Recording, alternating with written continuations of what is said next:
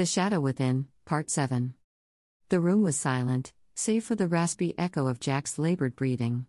His body lay contorted, a battlefield between the world of flesh and the dark dominion of the shadow being that clung to him like a second skin. Sara watched him, her heart pounding in her chest, a drumbeat urging her to action. "Okay," she said, drawing in a deep breath as she turned to the group, "we need a plan now." "Whatever it is," Kevin replied, his voice steady despite the chaos, "it can't be simple. This thing is woven into him, entwined with his thoughts, his memories, even his desires." "Then we'll have to unravel it," Sara declared, unwilling to let despair creep into her voice. She glanced at Jack again, his face a mask of internal strife. "Maybe there's a way to create a psychic dissonance, something to disrupt the connection," suggested Michelle, her fingers laced together in thought. "Dissonance?" Sara echoed, curiosity peeking amidst the fear. "Like feedback in an audio loop," Michelle explained, pacing with the urgency of their predicament. "If we could introduce a conflicting presence, something potent enough to repel the shadow." "Wouldn't that hurt Jack, too?" asked Kevin, his brow furrowed. "Potentially," Michelle admitted, "but if we're careful, we might be able to target the shadow being directly." Sara's mind raced, piecing together fragments of information, memories of Jack and whispers of occult knowledge. She could almost sense the tick of the clock, each second pressing down upon them with suffocating weight. "Time's not on our side," she stated, her gaze flitting from face to face, their expressions grim, but resolute. "Whatever we do, it needs to happen fast. Or we risk losing Jack completely." "Then it's settled," Kevin said, clapping his hands together with finality. "We use the dissonance. We need to gather what we can, anything that holds meaning for him, anything that could resonate against that darkness." "His journal," Sara interjected suddenly, recalling the leather-bound book that Jack had always kept close. "That could work. It's full of his own words, his essence." "Good," Kevin nodded, his eyes alight with a spark of hope. "Anything else?" "His guitar," Michelle added. "He used to play when he couldn't sleep, said it cleared his head." "Perfect," Kevin affirmed. "Sara, you grab the journal. Michelle, you get the guitar." "Got it," they both responded, already moving towards their respective tasks. As Sara reached for Jack's journal, her fingers brushed against his hand, the coldness of his skin sending a shiver up her spine. "Stay strong, Jack," she silently implored. "We're going to break this curse, whatever it takes." "Be ready for anything," Michelle cautioned, her eyes never leaving Jack's convulsing form. "Once we start, the shadow being will fight back. And it'll fight dirty." "Let it come," Sara murmured, steel in her voice. Her resolve was ironclad, fueled by the sight of Jack's suffering, the unspoken promise she had made to him. "I won't lose you to this shadow, Jack. Not now, not ever." "Are we all set?" Kevin asked, looking around at the determined faces that surrounded him. "Ready," they chorused, each person armed with an artifact of Jack's life, standing united against the creeping terror that sought to claim their friend. "Then let's begin," Sara said, a tremor of anticipation running through her. The battle for Jack Hartman's soul was about to commence. The dimly lit room pulsated with an ominous energy as the group encircled Jack, who lay restrained on the floor. His chest heaved with labored breaths, a stark reminder of the struggle within. Sara's gaze was fixed on him, her right arm still tingling from the shadow that had crept across her skin. She could feel the malevolence emanating from him, or rather, from the shadow being that was entwined with his very essence. "Jack, can you hear me?" Sara's voice was firm yet laced with concern. The others watched in tense silence, artifacts of Jack's life clutched in their hands like talismans against the darkness. "Is it really going to help, talking to him?" Michelle whispered, doubt threading through her words. "Shh," Kevin hushed, his eyes never leaving Jack. "It has to." Inside Sara, hope warred with fear. "This has to work. For Jack. For all of us." The weight of their task bore down upon her, suffocating and immense. She tried to shake off the dread crawling up her spine, focusing instead on the man before her. "Jack." She called out again, louder this time. His eyes snapped open, irises swallowed by an abyssal black. A shiver ran through her, but she held his gaze, searching for any sign of the man they were desperate to save. "Stay with us, Jack. Fight it," she implored, her voice steady despite the panic clawing at her insides. Jack's body convulsed, chains rattling against the wooden floor, a macabre symphony to the scene unfolding. "Keep talking to him," Kevin urged, stepping closer with Jack's guitar in hand, its strings silent and waiting. "Remember the night we met, Jack? You played that old guitar until sunrise." It felt like the world stood still. Michelle reminisced aloud, trying to anchor him to a memory, any memory that was his alone and not tainted by the shadow. "Focus on us, Jack. Focus on your memories," Sara commanded, determination etching her face as she brandished the journal, pages fluttering like the wings of a caged bird. "Bring him back to us," Tom added, his voice a beacon of solidarity. "Please," Sara whispered, more to herself than anyone else. "You have to come back to us." The shadow being writhed, its dark presence pressing against the walls of the room as if seeking escape. Jack's mouth opened, but the sound that emerged was guttural and foreign, a language of shadows and despair. "Jack," Sara cried out, desperation seeping into her voice. "Listen to my voice. Remember who you are." "Get ready," Tom said, nodding to the others. "We're not losing him today." "Today, we fight," Kevin affirmed, gripping the guitar like a shield. "Today," Michelle echoed, her fingers tightening around the journal. "Today," Sara concluded, feeling the strength of her friends infuse her with a courage she had not known she possessed. They were a unit, connected by purpose and friendship, standing on the precipice of the unknown. There was no turning back now, the line had been drawn, and they would confront the shadow being with every ounce of will they had. Sara pledged silently, her heart hammering against her chest. "We will save you." Jack's living room was a tight huddle of anxious whispers, the furniture an indifferent audience to the group's clandestine summit. Shadows clung greedily to the corners, as if trying to overhear their fraught conversation. Kevin's voice cut through the murk. "He knows. Jack knows we're onto him." Kevin paced the length of the room, stopping only to glance at the door as if it might burst open at any moment. "So what's the plan? We can't just sit here waiting for something to happen." Sara's mind churned, images of Jack's deep-set brown eyes scrutinizing them from the shadows playing on repeat. He was always so composed, so eerily calm. It made her skin crawl, knowing that beneath that charming veneer lurked something hungry, something sinister. "First, we need to secure Jack's place. Make sure there are no unwanted guests lurking about," she said, her gaze locking onto each member of the group one by one, seeking silent agreement. "Let's not lose focus," she instructed, her voice steady despite the internal maelstrom. "We keep digging, but we do it with eyes wide open. No unnecessary risks." The room settled into an uneasy silence, everyone acutely aware that their next steps danced on the edge of a knife. In Sara's home, among scattered papers and whispered strategies, they fortified their resolve, preparing to delve deeper into the abyss. With each breath, Sara felt the darkness creep closer, threatening to swallow them whole. But she wouldn't let it. Not without a fight. "Guys, Jack's awake," Kevin whispered urgently, his eyes fixed on the corner where a shadow loomed. "Stay calm," Dr. Simmons instructed, but her voice was drowned out by the sound of the front door creaking open. Jack stepped into the room, an eerie calmness about him. But Sara saw it, the flicker of darkness in his eyes, like that of a predator fixated on its prey.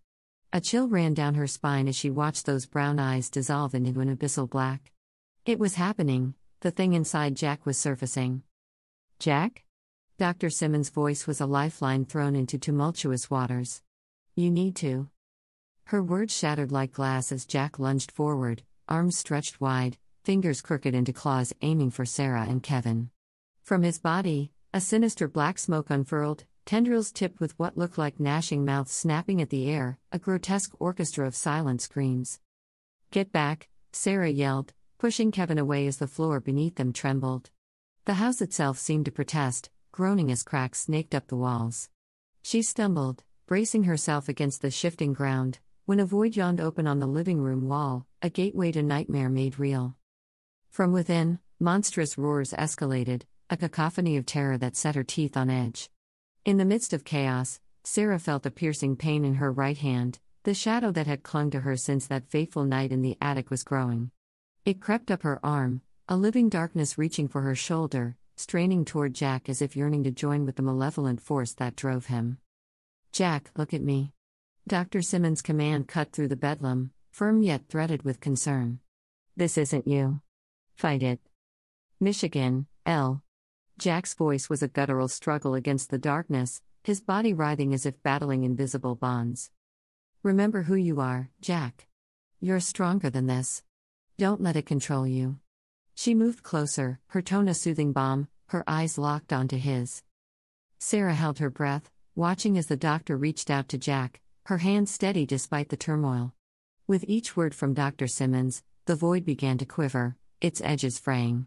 The house ceased its shaking, calming as if lulled by her voice. Come back, Jack. We're here for you, Dr. Simmons whispered, her hand finally resting on his heaving chest.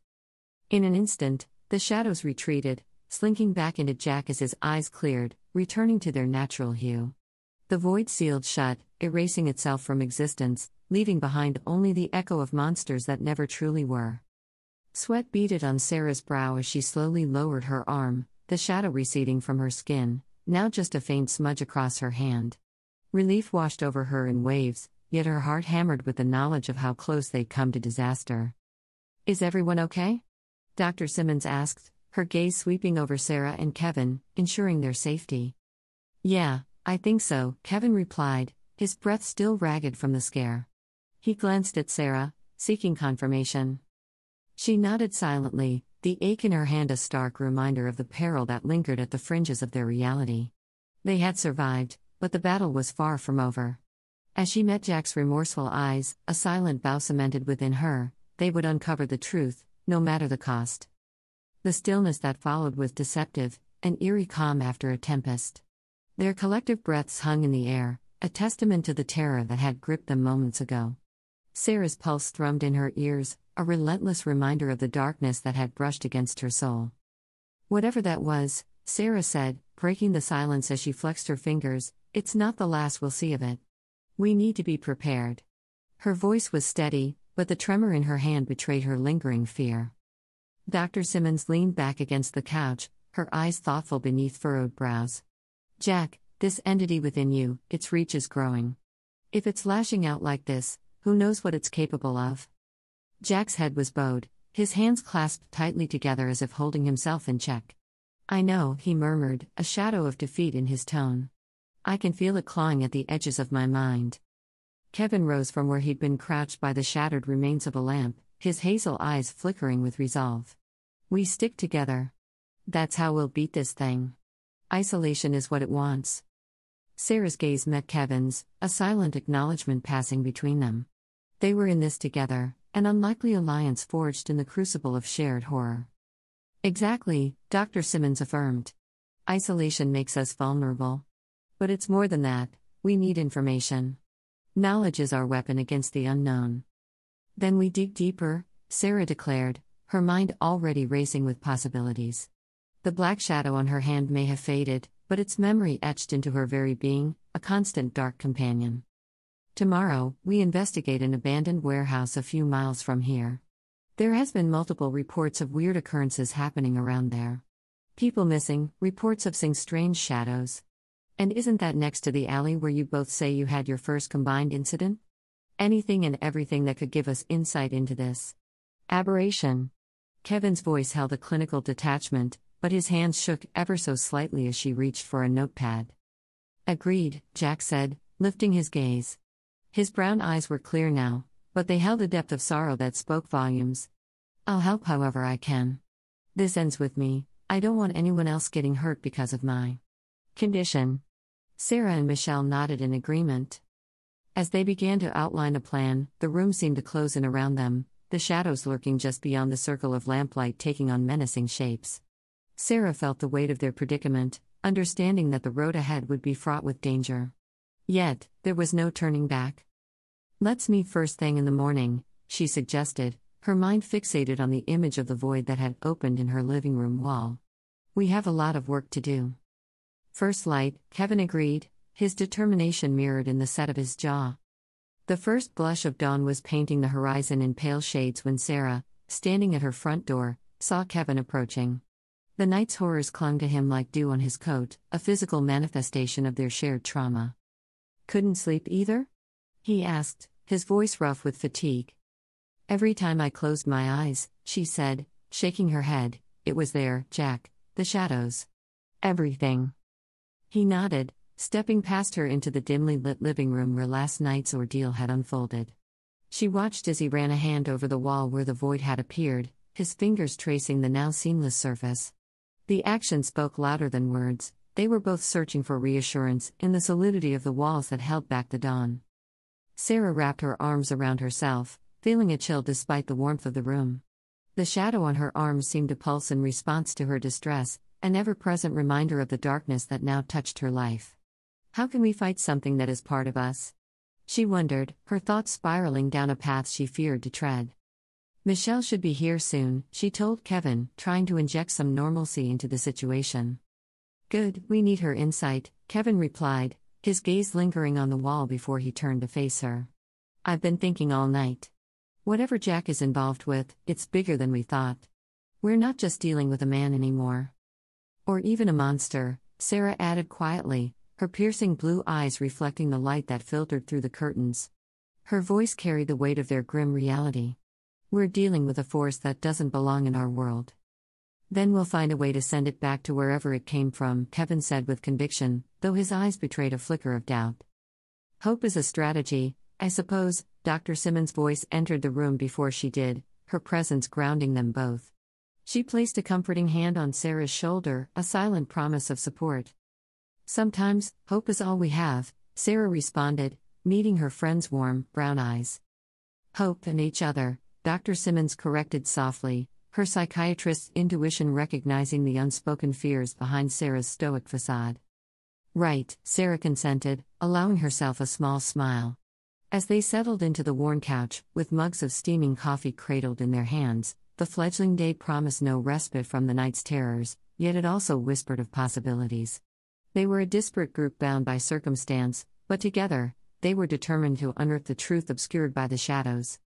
Let's start with what we know, Dr. Simmons suggested, opening her notebook. The scratching of her pen against the paper was a rallying cry for them to focus.